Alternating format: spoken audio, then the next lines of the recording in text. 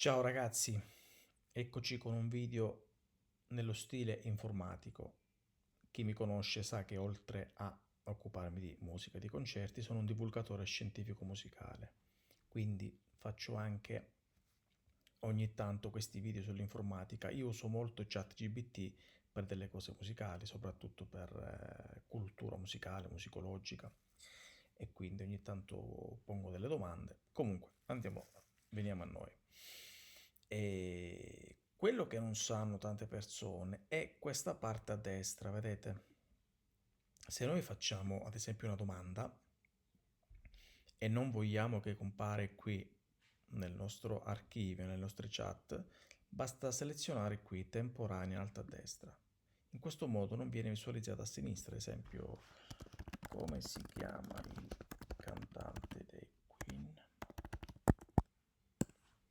In questo modo lui fa la ricerca, però vedete non compare nessun menu a tendina a sinistra, quindi non salva niente. E questo è molto bello perché insomma non, non intasa diciamo la parte sinistra. Ok? Vabbè, questo è a posto. Poi vediamo un'altra cosa. Allora, aspettate che è un po' lento qui. Ok, mi fa vedere dei video, bla bla bla bla bla. Ok, ok, ok. Quindi questo è molto utile. Poi se ritorniamo a ChatGPT, questa finestra non la vediamo, perfetta. Se invece volete che resti sulla sinistra, non cliccate qui. Poi, che vabbè, penso lo sapete, potete eliminare qui con la destra, potete rinominare, archiviare, eliminare. Ok? Poi un'altra cosa, personalizza ChatGPT. Vedete qui c'è una specie di, diciamo, una chat un po' più informale, nel senso che se selezionate questi dati, ad esempio, come deve chiamarti ChatGPT, io dico Ren, che lavoro fai, musicista, divulgatore scientifico musicale, così lui capisce che tipo di persona sono, che ho a che fare con musica, ma anche con la scienza. Io sono laureato in informatica, informatica musicale, conservatore, insomma, quindi capisci meglio che tipo di interazione, tu gli dici sì, comunicativo, non dovete scriverlo, basta che cliccate qui, insomma, e vada solo. C'è qualcos'altro? Sono un tipo curioso, vado a fondo nelle cose. Ok, salvate questo e siete a posto. Poi abbiamo impostazioni. Tutte queste cose vi servono per impostare ChatGPT al meglio. Impostazioni, potete dire il tema. Una cosa, vabbè, qui scegliete la lingua, le chat archiviate, bla bla bla, potete usare, insomma, si capisce abbastanza questa cosa qui. Notifiche, una cosa importante è questo, controllo dati. Ecco qua, migliora il modello per tutti. Se fai attiva, questi dati vengono condivisi sempre in maniera anonima, in modo anonimo, però dice acconsente all'uso dei tuoi contenuti per addestrare i nostri modelli, permettendo così ai ChatGPT di essere più utili a te, ok? Io ho messo il segno di spunta, l'ho attivato, quindi condividi i dati, ma perché io pongo domande soprattutto scientifiche. Sapete che mi occupo di scienze della musica, matematica, fisica, quindi per me condividere le cose, io spesso faccio l'upload di alcuni file, PDF, che ho scritto anch'io per condividere con la comunità. Però se voi cliccate qui, tutti i vostri dati non vengono condivisi. Quindi in questo modo condividete i dati in maniera anonima. In quest'altro modo non condividete niente. Scegliete voi. Ovviamente se ci sono delle cose personali vi sconsiglio di togliere, di mettere questo spunto. E poi niente, queste sono le cose più importanti che dovete sapere, che non tutti sanno. E poi c'è anche il modo per creare una vostra GBT, nel senso potete creare un modello personalizzato su cose che volete voi. Ad esempio, basta fare esplora GBT e poi fare crea. Io non ho il modello a pagamento, quindi insomma non mi interessa per adesso, però io vorrei fare un GBT che si occupa solo di divulgazione scientifico-musicale, dove potete passargli dei dati, dei file, così lui risponde su quei dati. Ok, quindi vi create un vostro tipo di intelligenza artificiale che vi aiuta per le vostre mansioni, per quello che dovete fare. Poi cosa c'è da dire? Niente, c'è, vabbè, questo qui penso lo sappiate. Se voi fate una domanda, cerca sul web, lui si aggiorna. Quindi, ad esempio, eh, chi è il prossimo Papa? Ovviamente, se tu fai cerca sul web, lui prende le notizie più recenti. E al momento il prossimo Papa, bla bla, ok. Risponde, bla bla.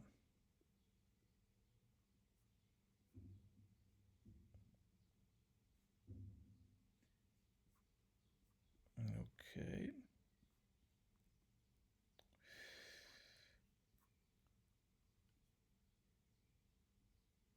Vedete, si sta aggiornando e da Google prende tutto, insomma, così.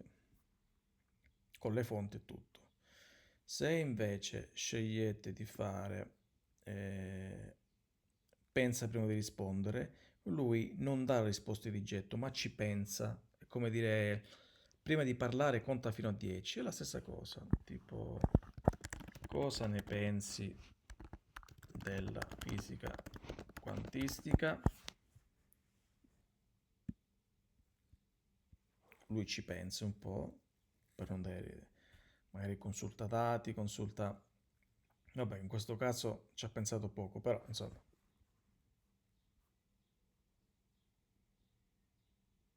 Guardate cosa mi ha scritto. Guarda, la fisica quantistica è un po' come il jazz della fisica, perché sa che sono musicista. Avete capito perché mi ha detto questa cosa? Improvvisa continui accordi che sembrano stonati, ma alla fine funzionano. Vedete che bello.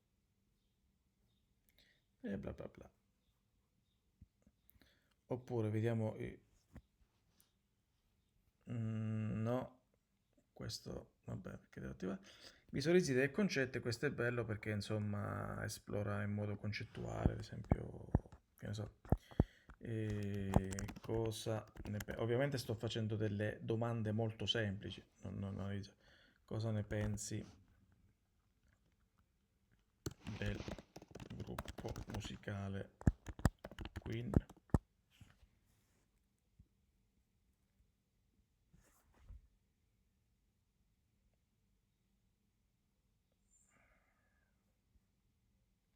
Ah, questo crea l'immagine ovviamente.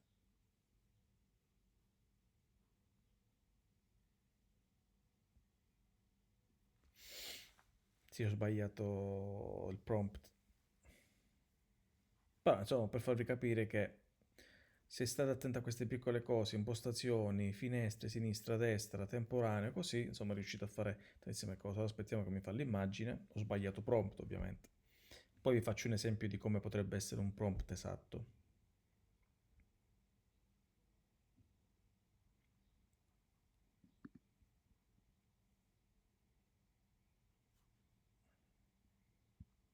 Vabbè, nel frattempo lo facciamo lavorare e facciamo un'altra cosa. Un prompt esatto potrebbe essere: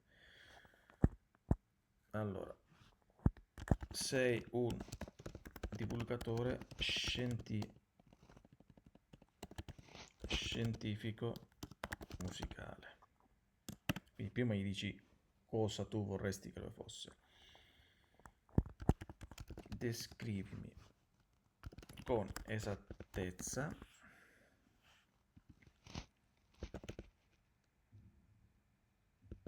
tutta la storia del temperamento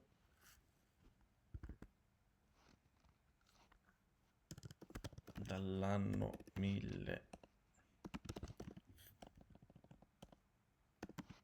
fino al 1900, quindi partendo dal temperamento pitagorico fino al temperamento equabile. Quindi facciamo dal 500. Ovviamente sono cose molto dettagliate che io conosco bene, infatti dalle risposte poi confronto, analizzo, insomma così. Però per farti uno schemino, vedete, dovete essere molto ma molto esplicativi. Descrivimi una con esattezza tutta la storia del temperamento nella 5, quindi partendo dal temperamento pitagorico fino al temperamento equabile. Ancora precisi, fammi anche una cronostoria con i personaggi e le idee sviluppate, come ad esempio Pitagora, Zarlino, Galilei,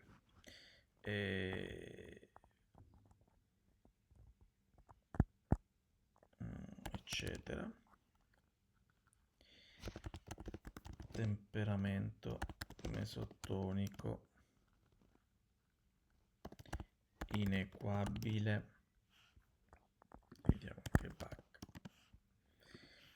Temperamento mesotonico inequabile, ben temperato, equabile. Ovviamente queste sono è la mia materia, diciamo, quindi la spiego nei miei seminari, quindi so bene. Poi diciamo qui, pensa prima di rispondere. Ecco, questo è un prompt ben dettagliato. Non inventarti niente, attingi da fonti del web o da quelle che ritieni più opportune. Ok.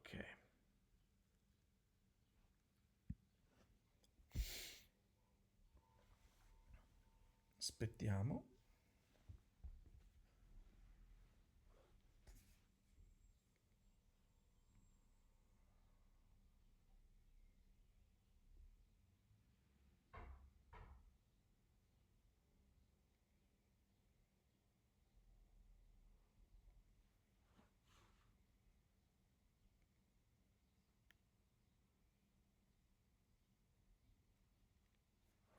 Ecco qua. Ecco un viaggio senza filtri.